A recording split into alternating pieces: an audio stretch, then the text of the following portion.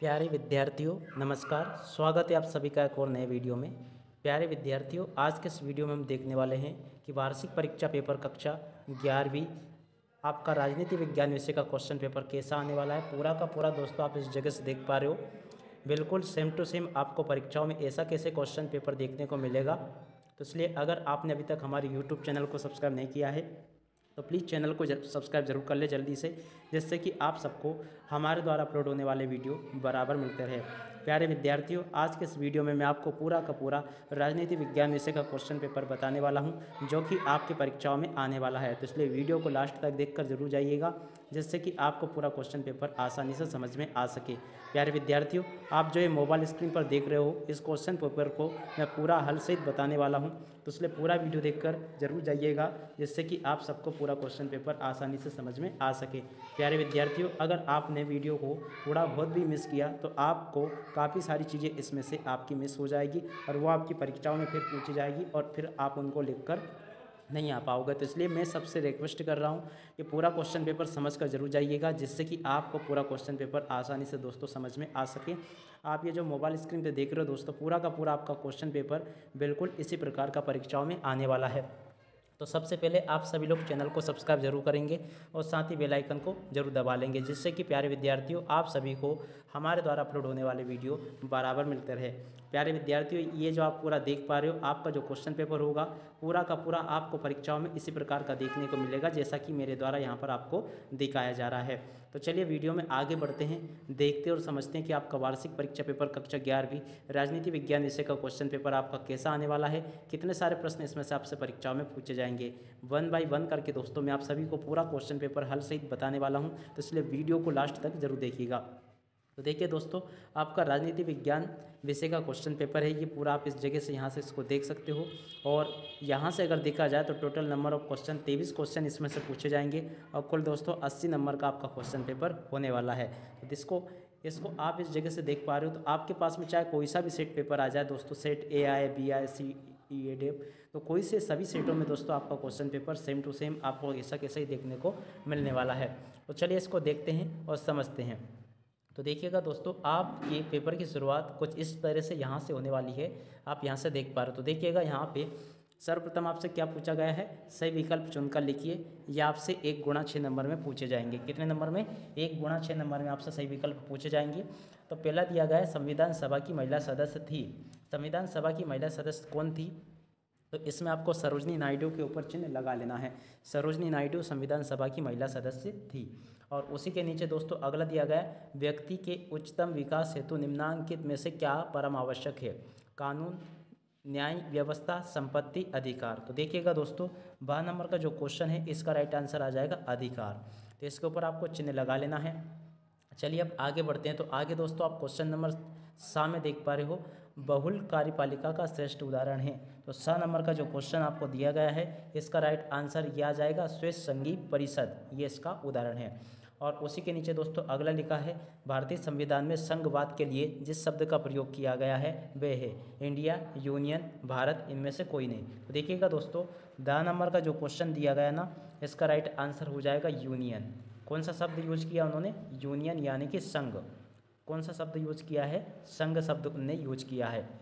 और आगे बढ़ते हैं।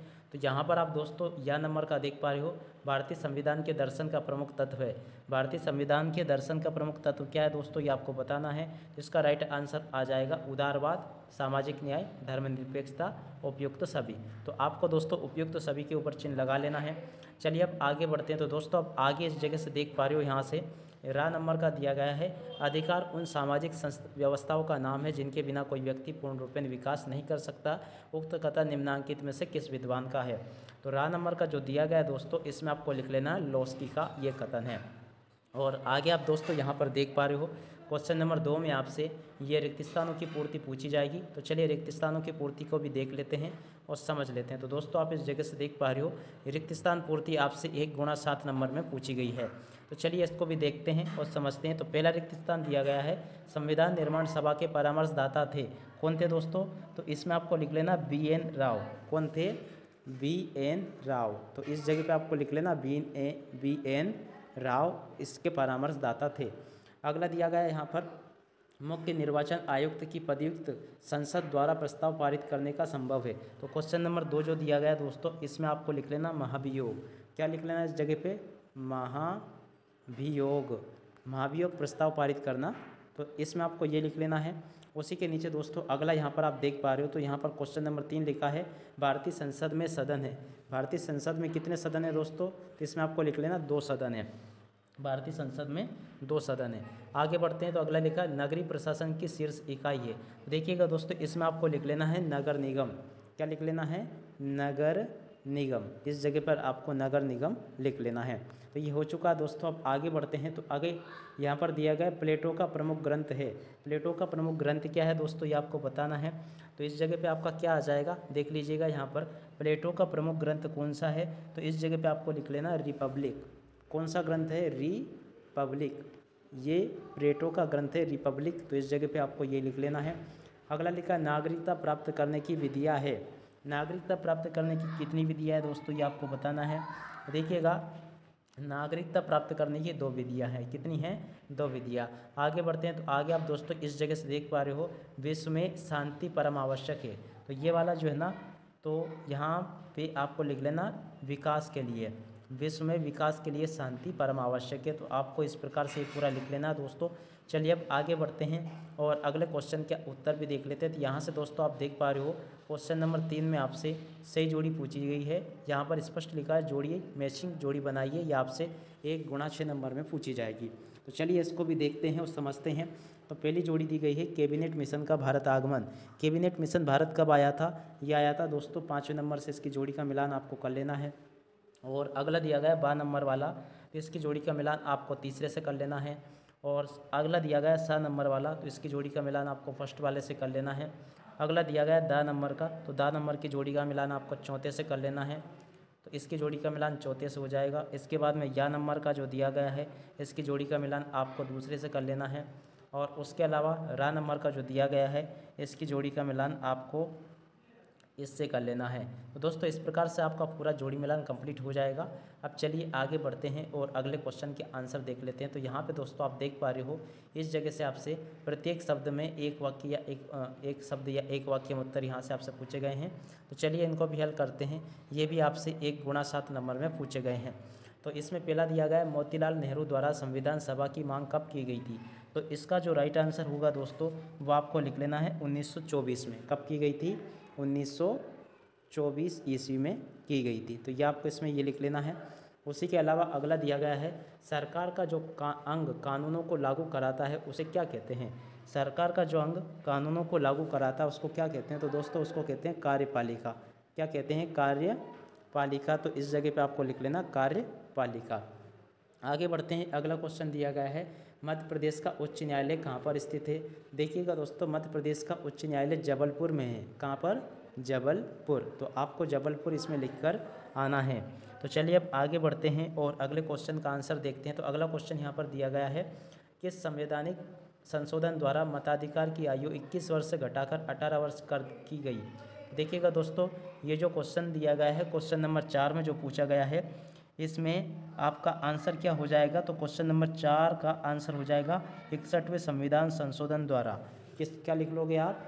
61वें संविधान संशोधन के द्वारा ऐसा किया गया था। तो आपको इसमें ये लिख लेना दोस्तों। अगला दिया गया है यहाँ पर भारत सरकार ने विकलांगता अधिनियम किस वर्ष पारित किया। आपको ये बताना दोस्तों कि भारत सरकार ने विकलांगता अधिनियम कब पारित किया था। तो देखिएगा क्वेश्चन नंबर 5 जो दिया गया है इसका राइट आंसर क्या आ जाएगा। तो इसमें आपको लिख लेना 1995 में। कब पारित किया था? 1995 ई में। तो ये आपको इसमें दोस्तों ये लिख लेना है। और आगे बढ़ते हैं तो अगला क्वेश्चन दिया गया है भारतीय धर्मनिरपेक्षता किन अधिकारों पर ध्यान देती है। तो क्वेश्चन नंबर 6 जो दिया गया है, क्वेश्चन नंबर 6 का राइट आंसर आ जाएगा अल्पसंख्यक अधिकारों पर। क्या लिख लोगे आप में? अल्पसंख्यक अधिकारों पर। अल्पसंख्यक अधिकारों पर। तो ये आपको इसमें दोस्तों ये लिख लेना है। और उसी के नीचे दोस्तों अगला दिया गया है, यहाँ पर आप देख पा रहे हो movement for survival of Ogoni people आंदोलन किसके द्वारा चलाया गया। तो देखिएगा दोस्तों यहाँ पर आपको स्पष्ट रूप से लिखा गया है। क्या लिखा है इसको भी आप आसानी से समझ पा रहे हो। क्वेश्चन नंबर 7 जो दिया गया है, तो देखिएगा यहाँ पर स्पष्ट रूप से लिखा है। तो ये किसके लिए चलाया गया था, तो इस जगह पे आपको लिख लेना केन सारो वीवा। क्या लिख लोगे आप इस जगह पे, केन सारो वीवा, केन सारो वीवा आपको इस जगह पर लिख लेना है।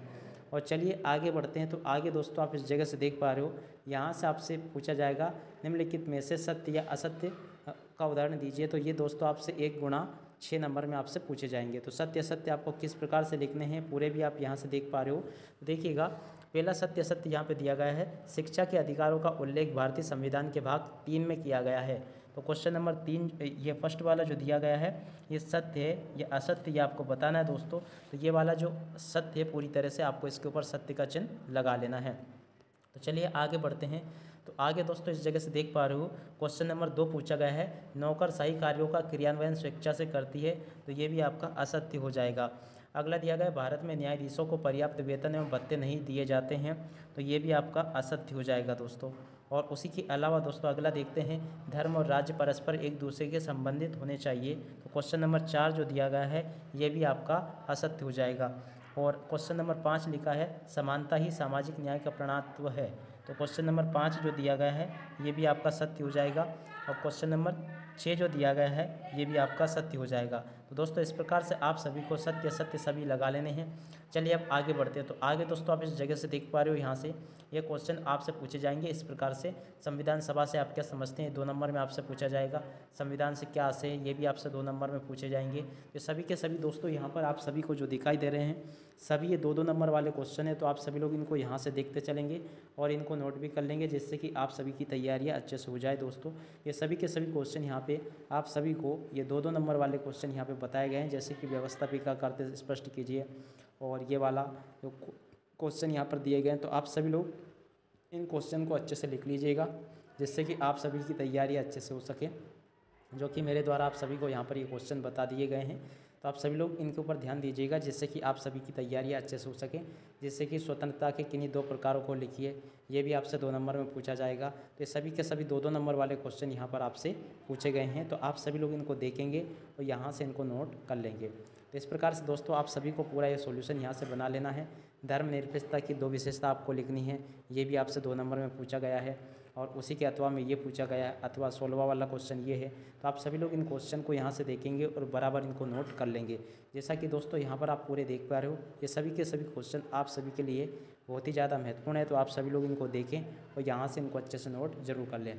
पूरा का पूरा जो क्वेश्चन पेपर आपको दोस्तों परीक्षाओं में देखने को मिलने वाला है, पूरा का पूरा आपका क्वेश्चन पेपर आपको ऐसा ही देखने को मिलेगा जैसा कि मेरे द्वारा यहाँ पर आप सबको बता दिया गया है। तो दोस्तों आप यहाँ पे देख पा रहे हो, कुल आपसे परीक्षाओं में 23 क्वेश्चन पूछे जाएंगे, जो कि मेरे द्वारा यहाँ पर आप सबको पूरे बता दिए हैं। तो पूरा का पूरा दोस्तों ये देख सकते हो ऊपर से नीचे तक पूरा का पूरा जो आपका क्वेश्चन पेपर आपको परीक्षाओं में देखने को मिलने वाला है, पूरा का पूरा यही क्वेश्चन पेपर आपको पूरा परीक्षाओं में ये देखने को मिलने वाला है, जैसा कि मैं आप सबको बता रहा हूँ। देखिएगा दोस्तों, इसी के साथ में मैं आप सबको बता देना चाहता हूँ कि पूरा का पूरा ये जो मैं आपको बता रहा हूँ पूरा ये रियल पेपर है, यानी कि आपकी परीक्षाओं में आपको पेपर ऐसा कैसे देखने को मिलेगा जैसा कि मैं आप सबको पूरा ये बता रहा हूँ। तो इसी के साथ में दोस्तों मैं आप सबको वार्षिक परीक्षाओं के लिए शुभकामनाएं देता हूँ और इस वीडियो से विदा लेता हूँ। नमस्कार।